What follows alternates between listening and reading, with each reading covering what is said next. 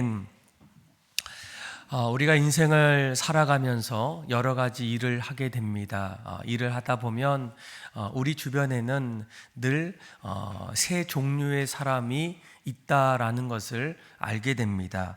첫 번째 사람은 무슨 일을 할 때마다 내 곁에서 협력자가 되어줘서 또 도움자가 되어줘서 그 일을 같이 할 때도 있고 또 조언을 받을 때도 있고 또 함께 할 때가 있게 돼요. 늘 일을 하다 보면 나에게는 늘 필요한 그런 어떤 사람들입니다. 그리고 두 번째 사람은 방관자의 어떤 모습이에요. 내가 그 일을 열심히 하든 또 잘 못하든 옆에서 그냥 가만히 바라보고 있는, 어쩌면 나와 상관없는 일이기 때문에 그냥 모른 채 하고 지나치는 그런 사람들도 있게 됩니다. 그리고 또 한 사람은 어떤 사람이겠습니까? 방해자의 어떤 모습이에요. 내가 열심히 그 일을 하든 또 천천히 하든 옆에서 그 일을 싫어하거나 또 도움을 주지 않고 오히려 방해하는 그런 사람들을 우리가 종종 보게 됩니다. 아마 여러분들도 최근에 무슨 일을 할 때에 그 주변에서 나를 도와주는 사람, 협력하는 사람, 아니면 그냥 방관하거나 심지어는 그 일을 왜 하는가라고 얘기하면서 때로는 방해하는 그런 분들도 아마 있을 겁니다. 오늘 우리가 읽었던 사도행전 4장 말씀을 보게 되면 아마 예수님께서 부활하고 난 이후에 하늘로 올라가실 때 제자들에게 너희는 가서 모든 민족으로 제자를 삼으라라고 말씀하셨고, 그 말씀을 들었던 제자들이 드디어 온 유대와 사마리아와 땅끝까지 복음을 증거하는, 그 말씀을 듣고 전도하는 그런 일들이 사도행전의 말씀을 통해서 나타나기 시작합니다. 그런데 오늘 1절, 2절 말씀을 보게 되면 그 복음을 전하기 시작할 때 한 사람, 두 사람뿐만 아니라 수많은 사람이 함께 예수님의 복음을 담대히 전하는 사람도 있었고, 또 그 주변에는 복음을 전하든 말든 그냥 지나치는 사람도 있게 됩니다. 그런데 오늘 1절과 2절 말씀을 보게 되면 그 복음을 전할 때마다 그 복음 앞에서 오히려 왜 이런 일들을 감당하는가 싫어하는 사람도 있었고, 심지어는 방해하는 그런 사람들도 있게 됩니다. 우리 한번 1절에서 우리 3절까지 말씀 한번 읽어볼까요? 시작. 사도들이 백성에게 말할 때에 제사장들과 성전 맡은 자와 사두개인들이 이르러 예수 안에 죽은 자의 부활이 있다고 백성을 가르치고 전함을 싫어하여 그들을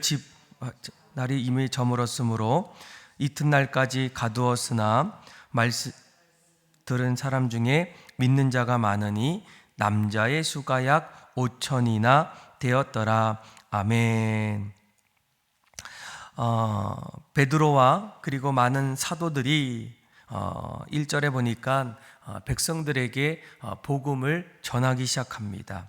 그런데 그곳에 있었던 사람들 가운데는 제사장들, 또 성전을 맡은 자들, 그리고 사두개인들이 있는데 특별히 우리가 주목해야 될 사람이 사두개인이에요. 그 당시에 유력한 제사장 가문가, 그리고 세속 귀족 대표자들이 속한 부유한 지배 계층, 특별히 그들은 부활이 없음을 강조했던, 그리고 정치 권력을 이용해서 늘 살아갔던 그 사람들 가운데의 한 부류가 바로 사두개인들입니다. 그런데 제자들이 복음을 전하고 예수 그리스도의 부활을 증거하기 시작할 때 2절 중반절에 보면 뭐라고 합니까? 백성을 가르치고 전함을 싫어했다라는 거예요. 오히려 그런 모습들을 볼 때마다 마음속에 불편함이 있었고, 이제는 어떻게 합니까? 그들을 잡고 그리고 이튿날까지 가두었다라고 이렇게 말씀해 주고 있어요. 여러분, 우리가 복음을 전할 때에 또 주님의 일을 감당할 때에 우리는 한 가지 꼭 기억해야 될 것이 있습니다.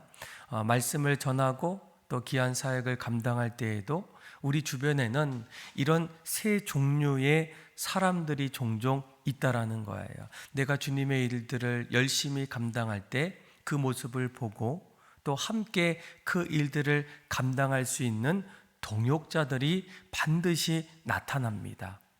혼자 하는 것 같은데 어느 순간에 보게 되면 또 예수님이 우리에게 주셨던 그 비전들을 마음에 품고 함께 할 수 있는 여러 동역자들이 하나둘씩 생기기 시작한다라는 거예요. 그래서 처음에는 참 어렵다라고 생각하지만 먼저 그 길을 한 걸음 한 걸음 걸어갈 때 반드시 하나님은 그 일들을 감당할 수 있고 또 함께 할 수 있는 그런 협력자, 동역자들을 붙여주신다라는 거예요.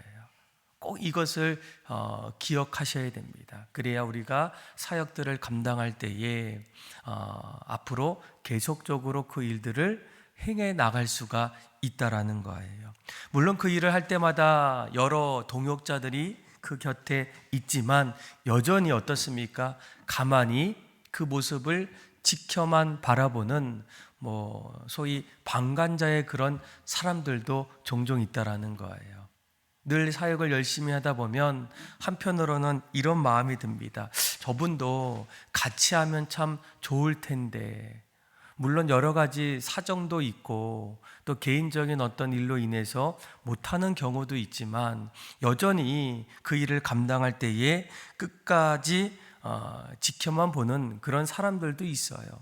그리고 심지어는 그 사역들을 감당할 때마다 왜 이런 일들을 할까? 굳이 우리가 그 일들을 감당하는 이유가 도대체 무엇일까라고 얘기하면서 오히려 싫어하거나 또 비판하는 그런 사람들도 나타날 수가 있다라는 거예요. 오늘 본문이 그런 모습이 아니겠습니까? 제자들, 또 사도들, 또 복음을 담대히 전했던 그 자리에 함께했던 수많은 사람들도 있었고 또 여전히 그 일들을 모르거나 그 일들을 볼 때에도 그냥 그대로 방관했던 사람들, 또 오늘 본문에는 누가 나옵니까? 제사장들, 성전을 맡은 자들, 그리고 사두개인. 이들은 오히려 복음을 전하는 사람들을 싫어하고 그리고 심지어는 그들을 잡아서 가두어오는 그런 일들이 나타나고 있다는 거예요.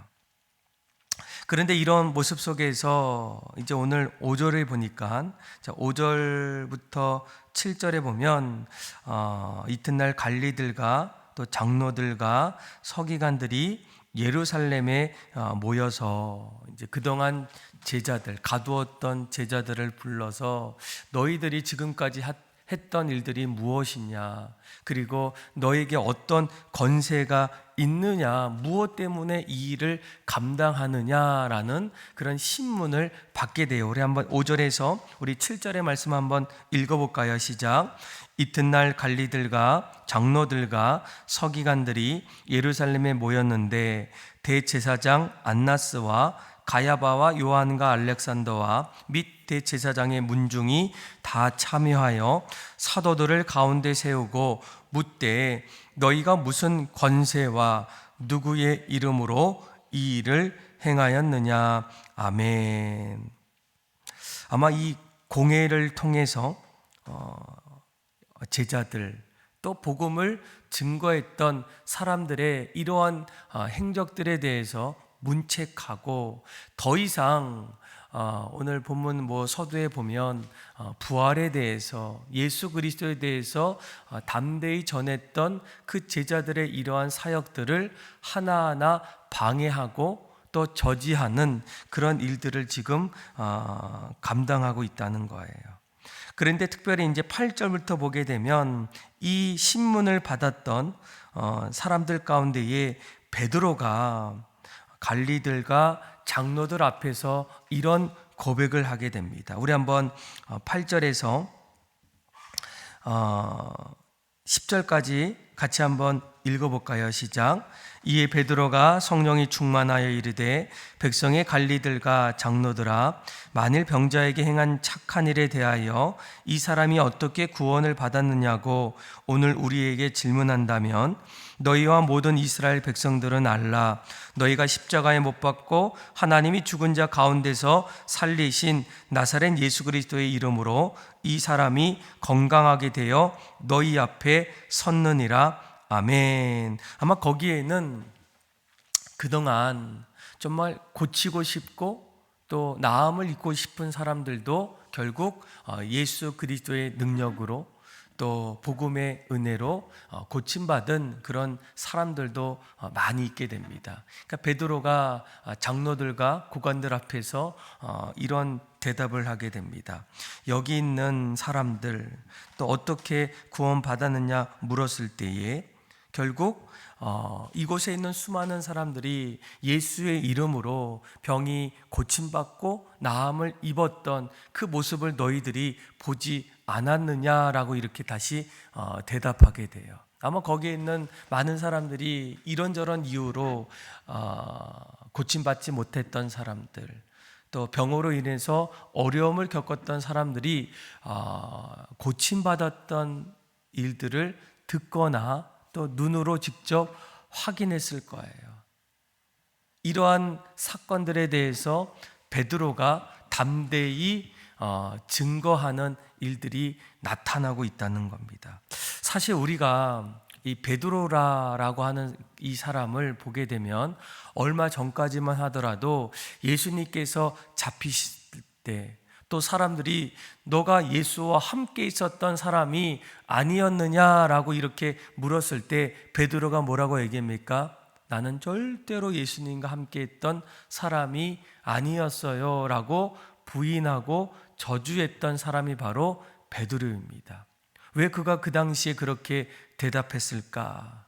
그러니까 사람들이 어떤 일을 할 때마다 때로는 방해하고 그 일들이 잘 되지 않을 때 사람들은 쉽게 그 일을 그만둘 때가 있어요. 내가 언제까지 그 일들을 감당해야 될까?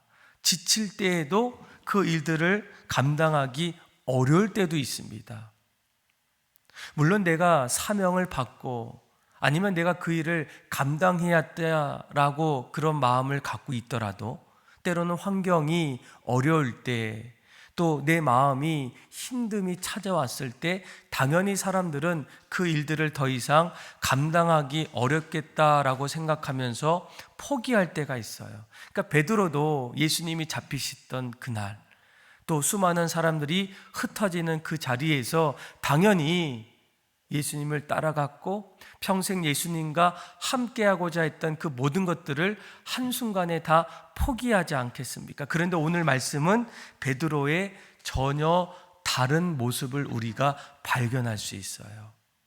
오히려 끝까지 부활하신 예수 그리스도의 십자가의 능력을 사람들 앞에서 담대히 전하기 시작합니다.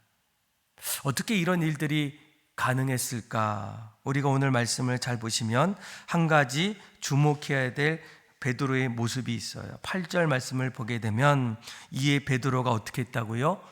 성령이 충만했기 때문이에요.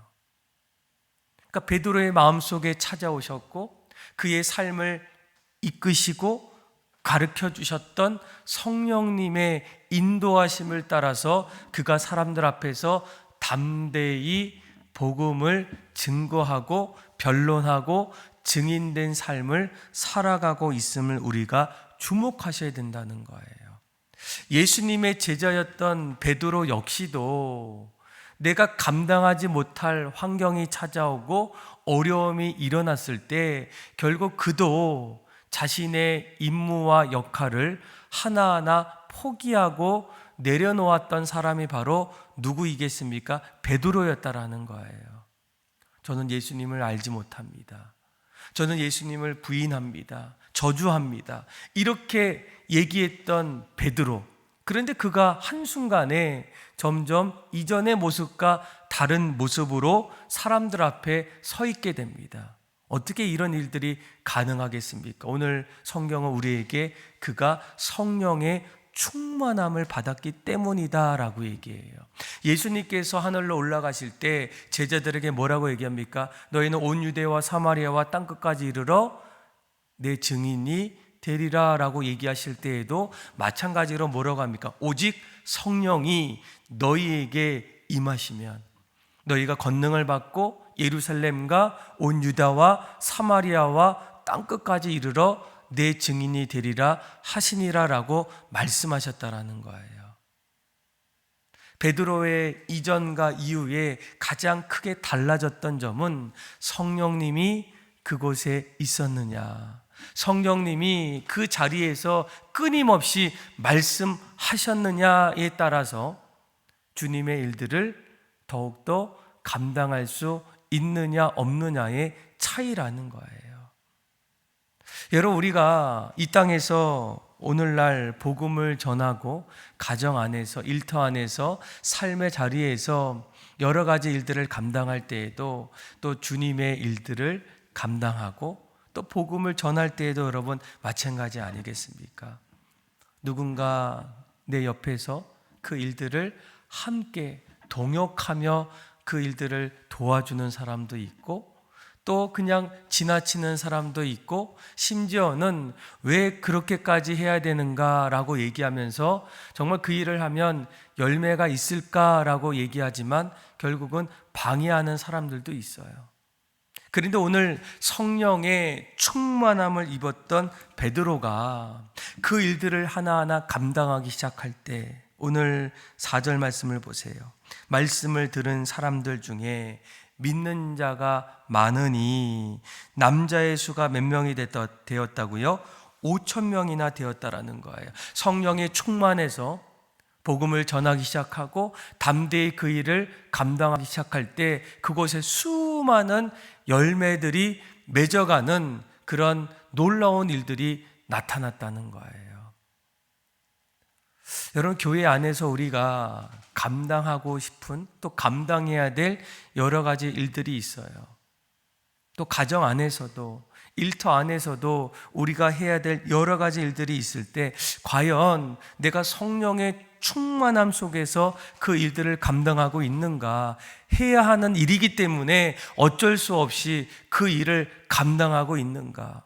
그런데 분명히 우리가 깨달아야 될 것은 어떤 일을 하든지 우리 주변에는 나와 함께 할 수 있는 동역자도 있고 방관자도 있고 심지어는 나를 어렵게 하는 방해자도 있다는 거예요.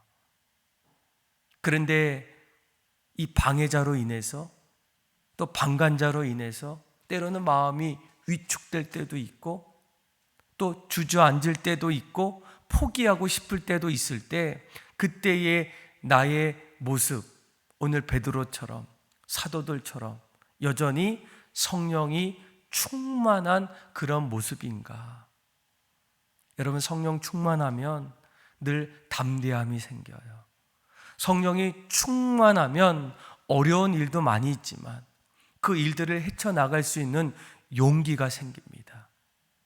성령이 충만하면 늘 긍정적이고 더 멀리 바라볼 수 있어요. 그래서 여러분, 무엇보다 권사님이든 집사님이든 또 하나님을 믿는 성도이든 내가 날마다 성령을 강구하고 늘 성령의 충만함 속에서 살아가기를 내가 사모하고 있는가? 이것이 우리가 평생 그리스도인의 온전한 모습으로 살아갈 수 있는 비결이라는 거예요. 그래서 오늘 베드로는 그들 앞에서 담대하게 선포하게 됩니다. 그러면서 오늘 성경은 우리에게 이렇게 얘기해요. 우리 한번 11절, 12절 말씀 한번 읽어볼까요? 시작. 이 예수는 너희 건축자들의 버린 돌로서 집 모퉁이의 머릿돌이 되었느니라. 다른 이로서는 구원을 받을 수 없나니 천하 사람 중에 구원을 받을 만한 다른 이름을 우리에게 주신 일이 없음이라 하였더라. 아멘. 오늘 베드로가 말씀을 또 선포하고 또 여러 관리들과 장로들 앞에서, 서기관들 앞에서 또 변호하기 시작할 때 한 가지 중요한 것은 무엇입니까? 이 복음은, 가장 기쁜 소식은 바로 예수 그리스도의 부활이라는 거예요. 그는 뭐라고 얘기합니까? 12절 말씀을 보게 되면 다른 이로서는 구원을 받을 수가 없다라는 겁니다. 아마 언젠가부터 우리 사회에 이 종교다원주의라는 어떤 말들이 있어요. 이 종교다원주의가 뭐냐면 모든 종교는 동등하고 그 나름대로의 종교적인 진리가 있다라는 거예요. 그래서 서로의 종교를 존중하기 시작하고 이쪽이든 저쪽이든 결국은 내가 그 안에서 진리 가운데에 구원을 받을 수 있지 않을까. 뭐 이를테면 우리가 산의 정상에 올라갈 때 어떻습니까? 한 코스로만 그 정상에 올라가지 않는다는 거예요. 이 정상이 구원이라고 얘기했을 때 이 구원의 그 자리에 올라가는 그 자리는 뭐 A 코스도 있고 B 코스도 있고 C 코스도 있는 것처럼 내가 다른 어떤 종교를 통해서도 반드시 구원을 받을 수 있다라고 얘기해요. 그런데 기독교는 뭐라고 얘기합니까? 절대로 그런 일이 없다라고 얘기합니다. 오늘 본문에 보면 뭐라고 합니까? 다른 이로서는, 다른 어떤 종교로서는 여러분 구원을 받을 수가 없습니다. 너희는 왜 이렇게 유별나냐?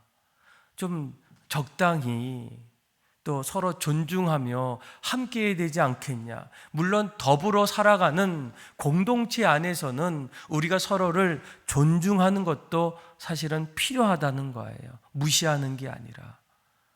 그렇지만 더 중요한 것은 내가 구원을 받는 일, 영원한 생명을 얻는 일은 나를 위해서 십자가 지시고 나의 죄를 위해서 끝까지 죽음을 당하시고 이제는 영원한 생명을 위해서 사망 권세를 깨뜨리시고 부활하신 예수 그리스도 외에는 다른 구원이 없다라는 거예요. 그래서 여러분 우리가 마지막까지 다른 종교를 가지고 있는 사람들, 또 잘못 믿고 있는 사람들, 그 사람들을 볼 때마다 어떻게 해야 되겠습니까? 복음을 전하셔야 된다는 거예요. 우리가 가장 요약된 복음을 요한복음 3장 16절이라고 얘기해요. 하나님이 세상을 이처럼 사랑하사 독생자를 주셨으니 이는 그를 믿는 자마다 멸망치 않고 영생을 얻게 하려 하심이라. 그러니까 우리가 예수님을 믿어야만 십자가에 달려 돌아가신 우리 죄를 담당하신 그 예수님을 나의 구주로 고백할 때 하나님의 은혜를 통해서 우리는 영원한 생명을 얻을 수가 있다라는 거예요. 그래서 오늘 이 베드로가 이것을 깨닫고 부활하신 예수님을 만나고 날마다 무엇을 하게 됩니까? 복음을 전하게 됩니다. 예수를 믿어야 됩니다. 예수 믿고 영생 얻어야 됩니다. 다른 이로서는 구원을 얻을 수 없습니다라는 거예요. 우리가 복음을 전할 때에도 오늘 본문처럼 베드로처럼 사도들처럼 날마다 복음을 전할 때 우리를 어렵게 하고 심지어는 그것이 싫어서 나를 박해하고 힘들게 하는 사람들이 아마 있을 거예요. 남편이 될 수도 있고 자녀들이 될 수도 있고 친구들이 될 수도 있습니다. 그래서 그것 때문에 이제는 더 이상 말하지 않고 포기하고 내려놓는 사람들이 있을 때 우리가 오늘 본문을 다시 한번 보셔야 돼요.